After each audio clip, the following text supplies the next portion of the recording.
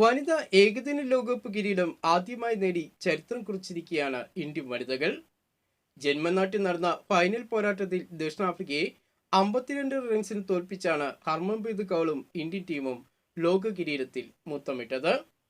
മഴയെ തുടർന്ന് വളരെ വൈകിയാണ് മത്സരം ആരംഭിച്ചത്. 2 മണിക്കൂറിലേറെ വൈകിയെത്തിയ മത്സരത്തിൽ ഇന്ത്യക്ക് ടോസും നഷ്ടമായിരുന്നു.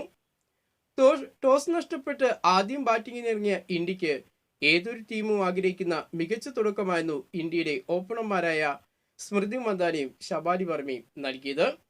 മികച്ച ബാറ്റിംഗ് തുടക്കം 20 ഇട്ടതോടെ ദക്ഷിണാഫ്രിക്ക തുടക്കത്തിൽ തന്നെ ഒന്ന് പതറി.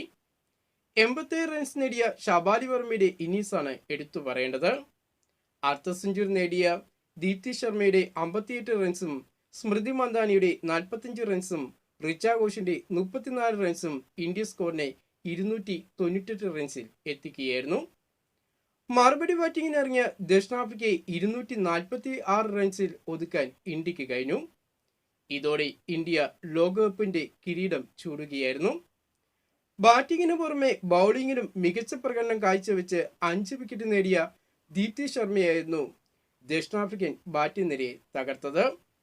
ഇന്ത്യക്ക് വലിയ ഭീഷണി ഉയർത്തി സെഞ്ചുറിയുമായി കളം നിറഞ്ഞ ദക്ഷിണാഫ്രിക്കയിലെ ഓപ്പണറായ ലൗറയുടെ വിക്കറ്റ് നേടിയതും ദീപ്തി ശർമ്മയായിരുന്നു.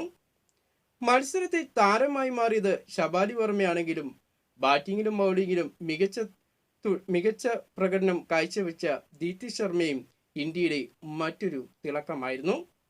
ക്രിക്കറ്റിനെ സംബന്ധിച്ചുള്ള കൂടുതൽ വാർത്തകളും വിശേഷങ്ങളുമായിട്ട് നമുക്കിനി അടുത്ത വീഡിയോയിൽ കാണാം.